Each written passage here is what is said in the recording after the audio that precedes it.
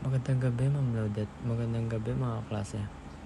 Ang ating tatalakayin ngayon ay ang globalisasyong teknolohikal. Ang globalisasyong teknolohikal ay tumutukoy sa mabilis na paglawak at pag-uugnayan ng mga bansa sa pamamagitan ng makabagong teknolohiya.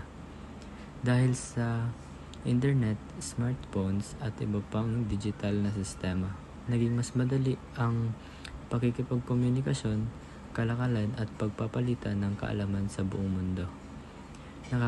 Nakakatulong ito sa pag-unlad ng ekonomiya at edukasyon dahil napapabilis at ang pagkuha ng impormasyon at paglikha ng mga makabagong imbensyon. Gayunpaman, may kaakibat itong hamon tulad ng digital divide o pagkakahati ng mga may access at walang teknolohiya.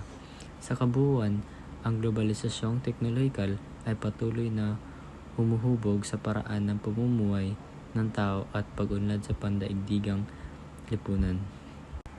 At narito naman ang pangunahing katangian ng globalisasyong teknolohikal. Pagpapalaganap ng teknolohiya tulad ng internet, smartphones, artificial intelligence o AI at iba pang digital tools sa iba't ibang bansa.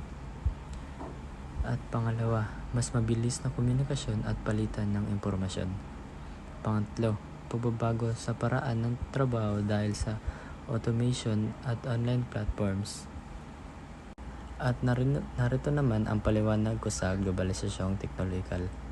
Ang globalisasyong teknolohikal ay tumutukoy sa mas mabilis na pagkalat at pag-unlad ng teknolohiya sa buong mundo na nagdudulot ng mas mabilis, mas malawak at mas madali ang komunikasyon, transportasyon at palitan ng impormasyon. Dahil dito, nagiging mas magkakaugnay ang mga bansa, negosyo at tao kahit magkalayo sila. Narito naman kung paano ito nangyari. Number 1, internet at social media. Dahil dito, mas mabilis nang kumalat ang balita, kultura at ideya sa anumang panig ng mundo. Pangalawa, makabagong gadgets at devices tulad ng smartphones, computers at tablets na nagpapadali ng trabaho, pag-aaral at pakikipag-ugnayan. Pangatlo, advanced transportation.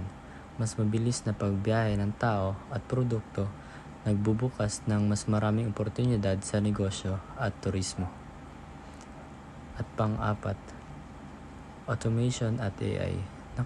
Nakatutulong sa industriya para maging mas epesyente at mas produktibo. At narito naman ang epekto nito sa lipunan.